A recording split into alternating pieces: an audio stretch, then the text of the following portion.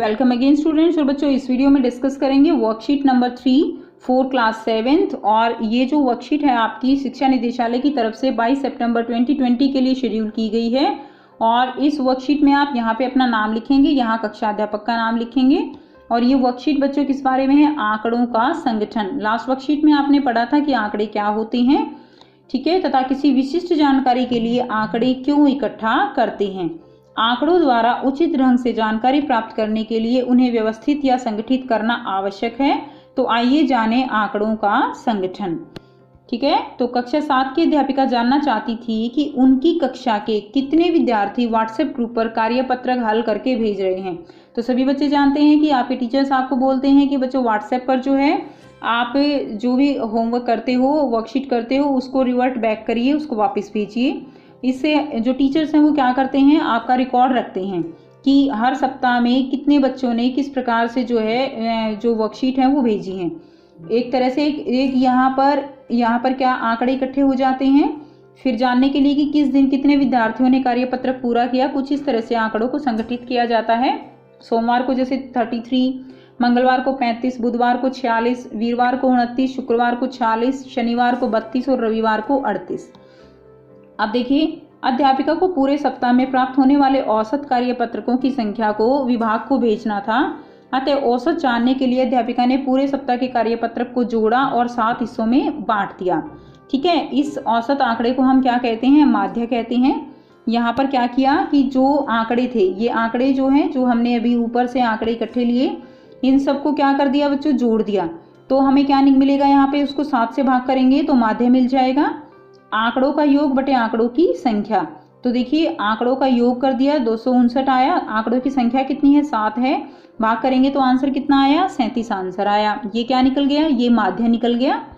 अब अगर आपकी अध्यापिका ये जानना चाहती है कि वह अगले सप्ताह के लिए अधिक से अधिक कितनी फोटोकॉपी कराए कि लगभग सभी विद्यार्थियों को कार्यपत्रक मिल सके, तो वो क्या होगा? वो 46 होगा, क्योंकि सबसे अधिक बार आने वाला आंकड़ा क्या है? 46 है। और यह क्या कहलाता है? बहुलक कहलाता है।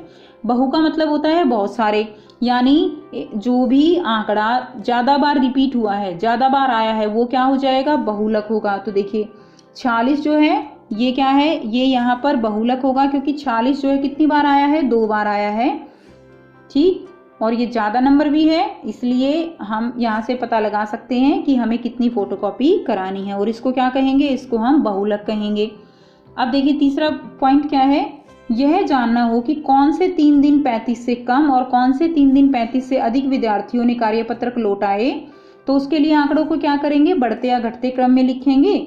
और जो आंकड़ा बीच में आता है उसे क्या कहेंगे बच्चों? उसे माध्यक कहेंगे। यदि आंकड़ों की संख्या हो सम तो बीच के दोनों आंकड़ों का औसत क्या कहलाता है? माध्यक कहलाता है। इसको समझ लेते हैं। देखिए यहाँ पर आपको माध्यक निकालना है, तो हम इन्हीं आंकड़ों को उठाते हैं।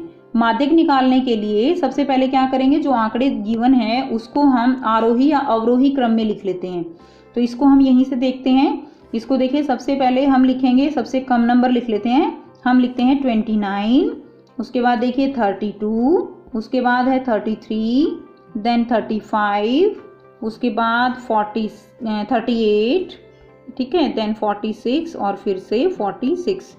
अब यहाँ पर हमें माध्यक निकालना है, तो क्या करेंगे? हम 3 इधर से छोड़ दो और 3 हमने यहाँ से छोड़ दिया, तो बीच में क्या बचा? 35 बचा। तो 35 क्या है बच्चों? 35 माध्यक है।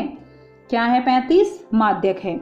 लेकिन अगर बाई चांस यहाँ पर ये तो हो गए विषम संख्या है, लेकिन अगर सम संख्या के आंकड़े होते, जैसे मान लीजिए 1 2 3 4 5 6 7 8, ये संख्या दी गई है, हमने इनको जो है ऐसे लिख लिया। ठीक है, अब यहाँ पर देखिए, यहाँ पर हमें माध्यक निकालना है, तो क्या करेंगे? हम मान लीजिए 3 इधर से छोड़ रहे हैं, 3 इधर से छोड़ दिए, अब बच तो 2 गए, लेकिन 4 छोड़ नहीं सकते, फिर कुछ भी नहीं बचेगा। तो हम क्या करेंगे? 4 और 5 बच गए ना, तो 4 और 5 को हम प्लस करेंगे। कितना आ गया? 9 आ गया। 9 को ये कितने आंकड़े हैं? 2 हैं, तो इसको भाग कर देंगे।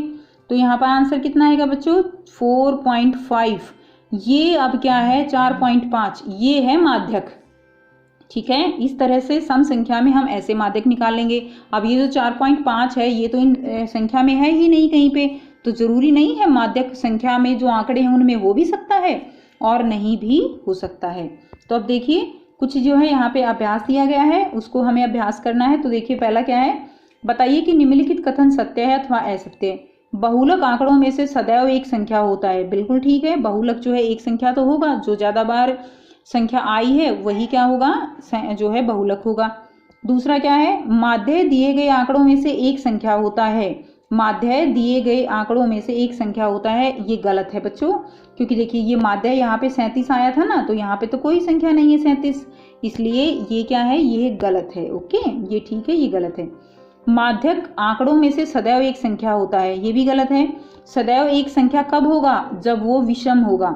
ठीक है, अगर सम है तो एक संख्या नहीं होगा। जैसे हमने अभी निकाला था ना, जो है अभी हमने जब देखा तो जो 4.5 आंसर आया वो तो संख्या में नहीं था, तो इसलिए ये गलत होगा।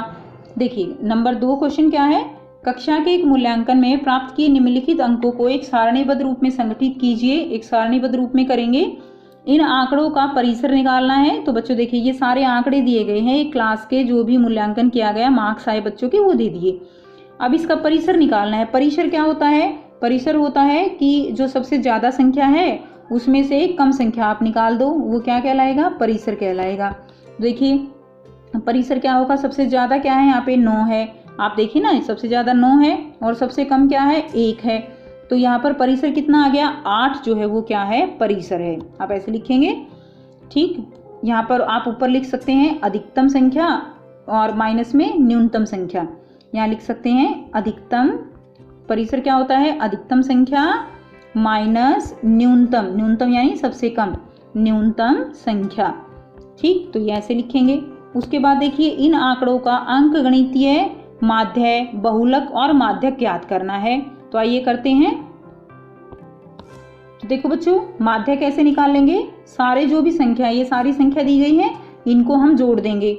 100 इनको जोड़ने के बाद आ गया, और फिर क्या करेंगे, 20 है ये टोटल, ये संख्याएं कितनी है 20 हैं, तो 20 से भाग कर देंगे तो कितना आ गया, 5 उत्तर आ गया। अब देखिए अब निकालना है हमें बहुलक। ठीक है ना, बहुलक कैसे निकालेंगे, तो जो भी इनमें सबसे ज़्यादा बार रिपीट है, जो बारंबारता हम निकालेंगे, पहले जो सबसे ज़्यादा बार आ रहा है उसको हम लिख देंगे। जैसे देखिए इसमें नंबर 1 कितनी बार आ रहा है, 1 बार। 2 देखिए कितनी बार आ रहा है, 1 ये है और 1 ये है, 2 बार आ रहा है। 3 काउंट कर लीजिए, 1 बार है, 3 एक ही बार है। 4 काउंट कर लीजिए, ऐसे हमने यहाँ पे काउंट करके लिख दिए हैं, ये देखिए। ठीक है ना, तो 1 एक बार, 2 बार, 3 एक बार, 4 3 बार, 5 जो है वो 5 बार आ रहा है, 6 4 बार, 7 2 बार आ रहा है। आप काउंट कर सकते हो बच्चों ऊपर, 8 एक बार आ रहा है, 9 एक बार आ रहा है। ठीक है ना, यहाँ से हमने लिखे हैं, यहीं से हमने देख के लिखे हैं। ठीक है, तो अब देखिए उसके बाद यहाँ पर अब यानी जो सबसे ज़्यादा बार रिपीट है वही क्या होगा, बहुलक होगा। ज़्यादा बार सबसे रिपीट कौन सा है, ये 5 वाला सबसे ज़्यादा बार जो है यहाँ पर बार बार आ रहा है, इसलिए बहुलक क्या हो गया बच्चों, 5 जो है बहुलक हो गया, ये उत्तर हो गया। तीसरा क्या निकालना है, यहाँ पे माध्यक निकालना है। माध्यक के लिए मैंने आपको बताया कि आरोही या अवरोही क्रम में लिखना ही लिखना है आपको, अदरवाइज गलत हो जाएगा। हमने इनको इस तरह से लिख लिया, सबसे पहले छोटी संख्या, उसके बाद देखिए 2 2 3, ऐसे हमने इनको अरेंज कर लिया। अब देखिए यहाँ पर हमारे पास ये टोटल संख्या कितनी है 20, तो हम क्या करेंगे 9 और 9 छोड़ देंगे, टोटल कितनी हो गई 18, बचेंगी कितनी 2, तो यहाँ से 9 छोड़ दीजिए, 1 2 3 4 5 6 7 8 9, ये 9 छोड़ दी। ठीक, इधर से भी ये 9 छोड़ दी, एक 9 भी है यहाँ पे। अब देखिए ये बीच की 2 बच गई ना, तो 2 क्या किया, 5 और 5 10, बटे में 2 संख्याएं थी तो 2, तो अब माध्यक कितना निकल गया बच्चों, 5 निकल गया। अब देखिए ये तो बाई चांस की बात है कि ये दोनों सेम थी, इसीलिए जो माध्यक है वो भी एक ऐसी संख्या आ गया जो इसके अंदर जो है ऑलरेडी है। ठीक है, तो ऐसा जो है हर बार नहीं होगा, केवल विषम संख्या में ऐसा हो सकता है, सम संख्या में ऐसा नहीं होगा, ज़रूरी नहीं है। ठीक है, चेंज भी हो सकता है, जैसे हमने अभी 4.5 निकाला था तो वो तो संख्या में नहीं था, तो जो है बच्चों ये हो भी सकता है और नहीं भी हो सकता है। सो आई होप स्टूडेंट्स आपको बच्चों ये वर्कशीट क्लियर है। फिर भी कोई प्रॉब्लम है तो आप कमेंट करके पूछ सकते हो, और अगर वीडियो अच्छी लगती है तो लाइक शेयर जरूर कीजिए, चैनल को सब्सक्राइब कीजिए, एंड थैंक्स फॉर वॉचिंग।